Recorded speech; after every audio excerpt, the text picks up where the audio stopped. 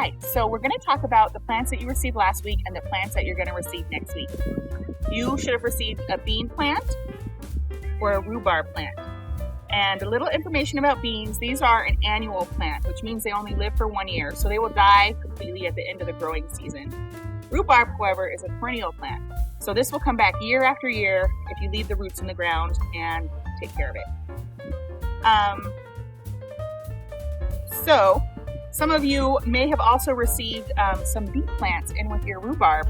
As you can see, they look very similar, but the beets have a red venation and their stem is a little bit redder, whereas the rhubarb stem is a little bit pink. Another thing to note about rhubarb is that the leaves are not edible. They are toxic to people and animals, so all you want to eat from the rhubarb is the stalk, the pink stalk. So this will take a while to grow to get a big enough stalk to eat. But don't eat the leaves, they look like salad greens, but they're not. Beets, again, if you got one of these in with your rhubarb, it has red venation and you'll get a little beet at the end of the growing season. You will receive a melon or a cucumber. These are both annual plants, which means they will die at the end of the growing season. So as you can see, they look very similar. This one's the melon, this one's a cucumber. The cucumber is a vine, so this will need either a stake or a fence to grow on. And sometimes they smell like the plant they produce. Does it smell like melon? Does it smell like cucumber? Smell it and find out.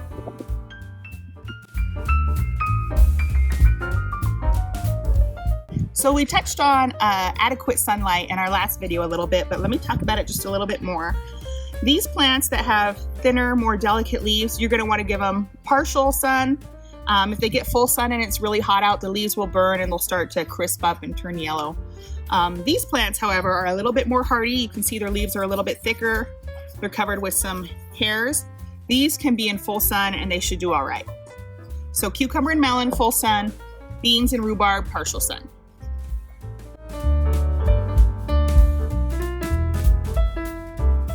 So these pots are biodegradable. They'll break down. You can plant the whole pot in the ground and it will eventually dissolve and the roots will come out. But what we're going to do today is go ahead and transplant into the bucket you received. So you can take out all your equipment. If possible, poke a few small holes in the bottom of your bucket. Turn the lid upside down to catch any water that drains out. Then you're going to go ahead and take your bag of soil, the small bag. This has some nutrients in it, some fertilizer, perlite to hold moisture. And then you're going to go ahead and take your bean carefully if it has a stake attached. Careful not to break the stalk. And then squeeze the pot and dump it out.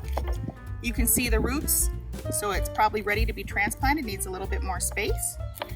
And we're just going to gather this soil around it. And then with your other bag of soil, this is a little bit coarser. You want to put this on top. This will help hold moisture in so the wind and sun doesn't blow all the moisture away. And then you just want to pack it in. You can also put your rhubarb in there if you want to leave this in the pot. These are a little bit smaller, so they can probably stay in these pots a little bit longer, but the beans grow pretty fast, so you might want to transplant those sooner rather than later, either in the ground or in a bigger pot. You can probably put 2 or 3 plants in your bucket, but I'd leave it at that so they all have room to grow and their roots don't compete with each other. And then give it some water, not too much, and wait for your plants to grow. Here's the bean plant we planted last week, and as you can see, it's really grown. Look at this tenderly beanstalk it's growing. This stake isn't long enough, so you might need to buy more stakes or put it up against a fence where it can vine up the fence and grow, because these will grow big and tall. So we transplanted it out of this pot. It was full of roots and ready to go in the ground. And now we're going to show you how to plant these small seedlings that you received last week in the ground. So here I've dug a hole, pretty big. I got the soil wet so it's nice and soft. Soaked it. We're going to take this bean and just pop it in the hole. It's a little smaller, so we'll pack it in.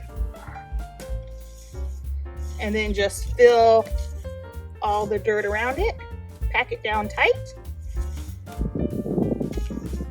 This soil's pretty wet, so I'm not going to water it, but normally you would add a little bit of soil to make sure it has everything it needs. Then for this rhubarb, you can plant this right next to your beans. I'm just going to dig a small hole with the gardening tools you received in your box. And this one, since it's still pretty small, I'm just going to leave it in the pot and pop it in and then fill it in.